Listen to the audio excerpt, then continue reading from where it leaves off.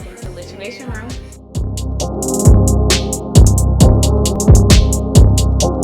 What is good, everyone? It's your girl, Alicia B, and you are now in the place to be. Welcome to the Lituation Room. Guys, I know I say this every episode, but I am honored to be in the presence of a singing man who sings down, okay? Ever since I have been able to hear his voice, I have just been playing it back to back. I've gotten my friends onto his music. It's a vibe. I am so honored to have you, sir. So definitely introduce yourself for everybody who does not know who you are. What's up, everybody? I'm Bren Joy, 23, from Nashville, singer, songwriter, yeah. Love that we're the same age. Love that. Okay, so you're from Nashville. Super dope. Land of music. How did you get into music? What was the spark that you knew that music was the way that you wanted to go?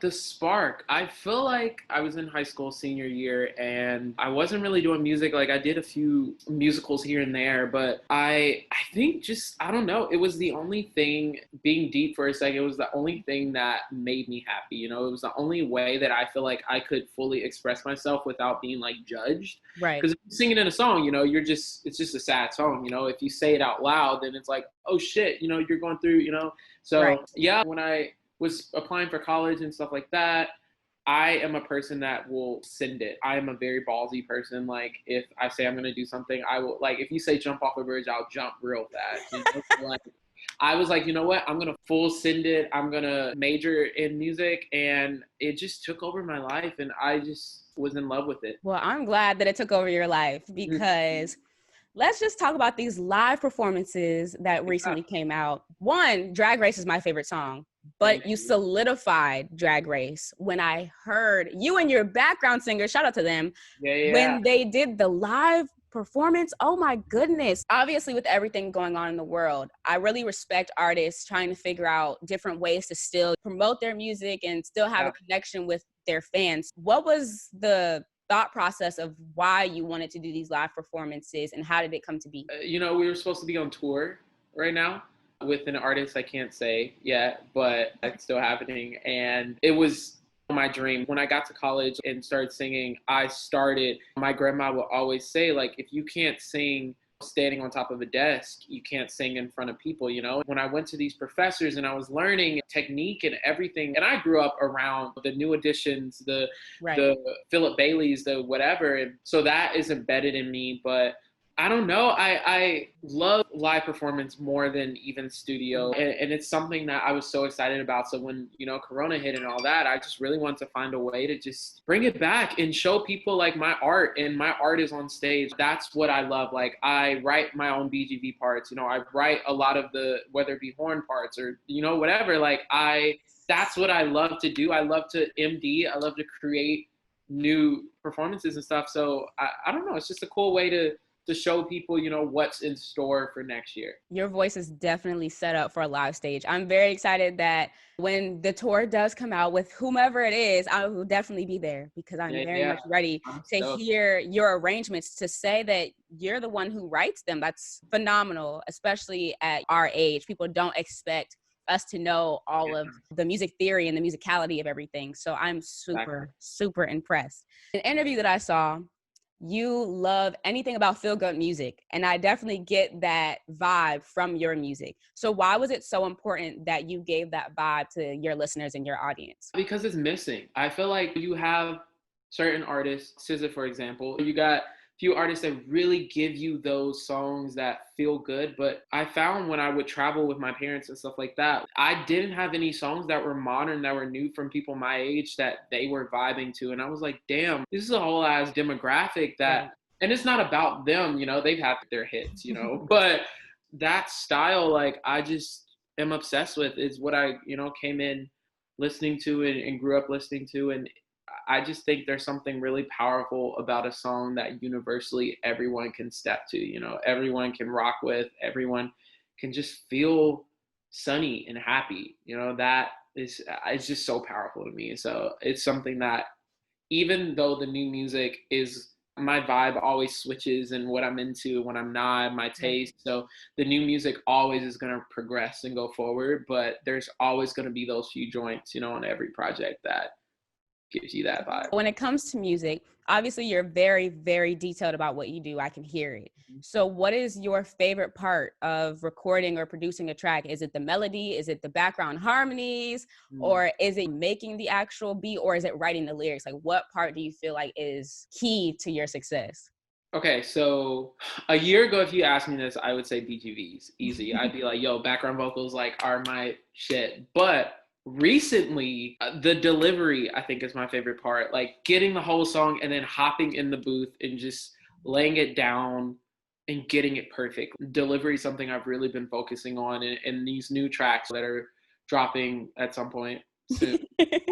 People are going to hopefully hear the growth. Like the growth is kind of crazy, and just how my voice sounds, how I deliver things. That's my favorite part right now, is just getting in. And a lot of the background vocals you hear freestyle, you know, like a lot of it I'll just go in and lay random shit down, or a lot of it like I'll write on the spot. It just depends. Yeah, that's my favorite part so far. Just finding a way to make it fire, you know? You just keep blowing my mind this entire interview, because when I listen to your music, it's like coming from someone who was vocally trained and going through music and being in church choir, hearing your placements and your choices that you take, it's so phenomenal. And it's like so effortless too. It's not like you're trying too hard. It just sounds like it's coming naturally out of you. And I feel like in today's music scene, that's something that we lack. So I'm very excited for people to see what you have coming up, because I'm excited, but to just take time to really see how vocally and stylistically you are, because it's amazing. Thank you. So we're going to give them a little sneak peek of the greatness of you. Okay. So I came up with some words. Okay. And we're going to see. I'm so bad at this shit. I try every time when I look at Terrell on YouTube. I try every time. I'm like, damn, okay, I could do that. And every time I try, all right. Exactly. I got this from Terrell. Shout out to Terrell if he ever wants to be here, you know. But I got some words, so we're gonna hope and see what you got. All right. We'll try. All right. So the first word is myself. Myself. Oh my God, I easily have to go to, what is that? I can't believe I fell for your skin. I'm smarter than the very best friend. Try to warn me on the low.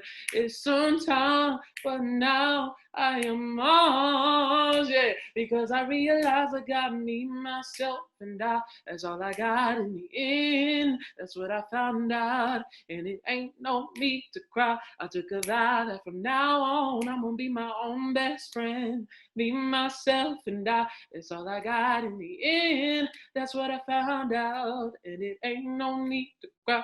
I took a vow that from now on, I'm gonna be my own best friend. Yeah. Yes. Okay. I got that one. Barely. You got it. That's all that matters. Okay. I'm gonna give you another easy one. Okay. And take that as a hint. All right. Rubies. Oh man, I have to sing my pearls, rubies will never do. Gold round my neck like I'm 2 chains, diamonds all in my tooth. That's how we do. Cause if a flower doesn't bloom, securing the bag is up to you. And what I would do, to get to the Henny in the Hamptons. Hey, yeah. To get to the Henny in the Hamptons. Hey. That's all. Yes, come on. Yeah. Whatever. Yeah. You know it's good when Black people got that face, you know? The stank face. Yes. It's always the sign of approval, always. Exactly. Okay, I got another one. You ready? Oh, no. Love. Oh, man, there's so many I can sing. I should just sing I didn't want to do that one, but so many things I got to tell you, but I'm afraid I don't know how.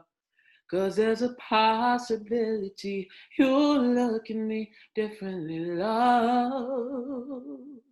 Ever since the first moment I spoke your name, and from then on I do that by you being in my life. Things are destined to change, 'cause love, woo, That's my shit. So many people use your name in vain. All right, that's it. Yes, come That's on. my shit. That's my shit. Okay, I got one more. You ready? Right. Say. Oh no, I don't know. Say. Oh shit. What is I say in it? Say. I mean, you could do the same. Nobody's around. But like, damn, there has to be more than another word with say. I was thinking "Say Yes" by Flowetry. Oh, that's it. All you gotta do is say it. Oh, that's my shit. Okay. That was a good one. Yeah. Oh man, so many songs. That was so much, but you did great. You did great. Okay, thank you. Okay, so let's talk about the 8 tracks. Come on, you did what you had to do. Yeah. So let's talk about it. From research that I've saw, you wrote like for the first time 2 years ago. Is that correct? And these were the first 8 songs that you had ever written. Drag Race was number 1. I know, it was the first song that I just sat at the piano and I just played and wrote, and it was the first thing that came out. So, but it's the last so song beautiful. Yeah. Thank you so much. Oh my gosh. Okay, so what was the thought process, since we brought up Drag Race? What was the thought process behind writing the song? I had just gone through a shit ton of just bad things, and I went to Belmont University. It's a PWC, and just being around so many white people, so many rich, like daddy rich, like being around that type of 1%, I experience things and prejudice or different things, or you think you're the shit, blah, blah, blah, all of that. And regardless of like, I felt like looking at the industry at that point, and Nashville especially, like regardless of how hard I was going to work, like the 1% was the guy, I saw daddies paying for billboards, paying for, all this studio time. And I was like, damn, like I barely have enough to, eat. Right. And, so that was the whole premise behind Drag Race is, my grandmother and my father used to drag race all the time. They used to street race. Badass. Okay, Grandma. I know, right? Come through. Come on, Mima. And I used to street race and stuff. So it is a play on that. It's a play on RuPaul's show. It's a play on so much. It just is a really big song in my heart and a really big moment for me. And that's why I took so long for me to release it. I performed it. It was the first song I ever performed by myself in college. And everyone was begging. We had this giant showcase and everyone was begging for me to put it out. But I was just like, it's not the right time. So when the project came along, it was supposed to be called something else. I wrote 20s, and then I ended up changing the entire project. It was only supposed to be 5 songs, and it ended up being 8. Well, I'm glad it was 8 because I'm living. Same. It worked out. Yes. And your wordplay, speaking of that, like with all the intricacies of that particular song, Henny and the Hamptons, if people have slept on all the references that you have in that song, it's actually ridiculous. From I Love Lucy to Earth, Wind, and Fire to slipping Drake into that too, like your wordplay is genius. So when you're in that thought process of writing Henny, how did that come about? I still have the original voice notes. It started as a ballad. I knew from my first song that I wanted to release. In every era, every project that I'm about to release, whatever, the first song always tells you where I'm at in life. And I think that is a very big, important thing that I want to do in my life. I want to be this boy next door for so many people that listen to my music, and I want to give check-ins. And Henny was a check-in. It was my first moment of like, this is where I want to be. I need to manifest this.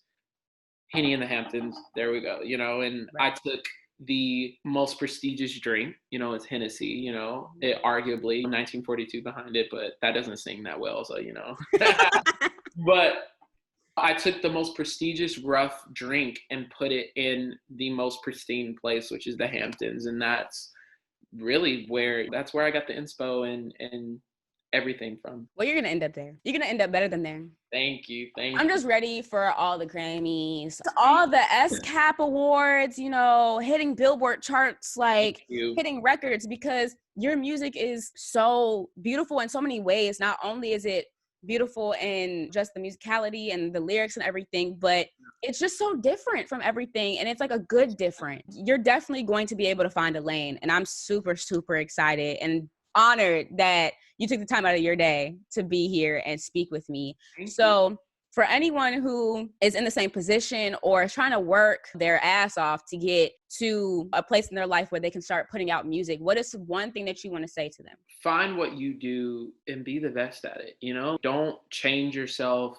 I have had the pleasure and the honor of being in some incredible writes this year and writing, hopefully you'll hear my songs soon from other artists, but, writing for the dream of dreams, like writing for icons that I like.